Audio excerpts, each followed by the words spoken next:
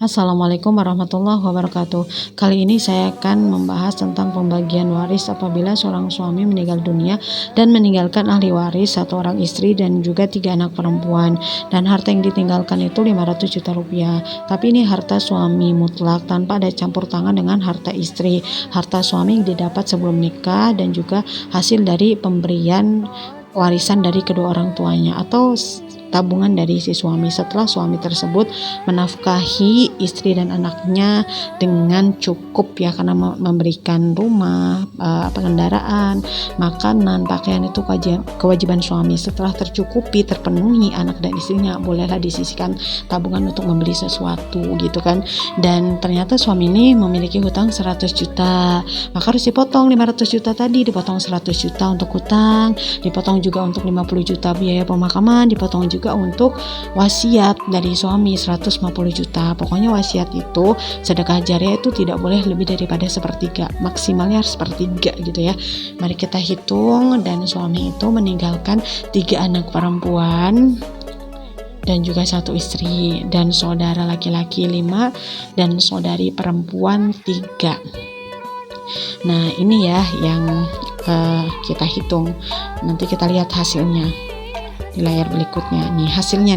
Hasilnya itu dari 500 juta harta suami itu dikurangi dengan wasiat 150 juta ya, dikurangi 50 juta untuk biaya pemakaman, dikurangi dengan 100 juta untuk bayar hutang suami, itu jadi 500 juta dikurangi 300 juta, dan hasilnya itu sisanya 200 juta.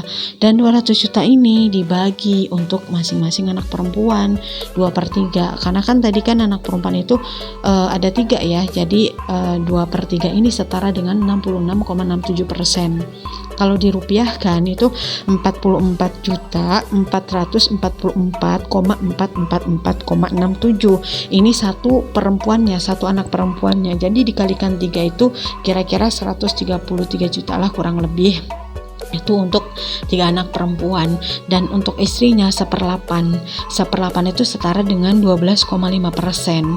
Kalau dirupiahkan itu 25 juta rupiah. Ini karena punya anak istri jadi dapatnya 1/8, kalau nggak punya anak dapatnya 1/4 atau 25%. Dan untuk saudara laki-laki kandung yang ada 5 itu ya, itu masuknya asobah. Saudari perempuan kandung ada 3, itu masuknya asobah, tapi mendapatkan bagian sisa dari pembagian untuk anak dan istri tadi gitu kan. Jadi masing-masing saudara laki-laki kan ada 5, itu masing-masing 6.410,256,31 dikali 5 saudara laki-laki. Dan untuk saudari perempuannya, satu saudari perempuannya itu mendapatkan 3.205,128,15. Ini satu saudara perempuannya, saudari perempuannya dikali 3. Jadi ini pembagiannya waris dalam Islam. Tapi banyak di kenyataannya gitu kan, harta suami ini tidak dihitung dari harta warisan dari kedua orang tuanya. Ada yang seperti itu gitu. Bahkan ada sebagian orang yang meminta haknya untuk dibagi waris dari kedua orang tuanya. Ada sebagian saudaranya yang bilang, wah rakus cinta dunia, padahal mah bukan. Meminta hak itu sangat mubah dan boleh gitu kan, karena memberikan warisan kepada anak-anak yang ditinggalkan itu sudah kewajiban kedua orang tuanya apabila ada yang ditinggalkan gitu. Tapi ketika anak yang menuntut juga itu tidak disalahkan, bukan dikatakan hubud dunya gitu kan. Bisa hubud dunya itu kalau kita menuntut yang bukan hak kita gitu.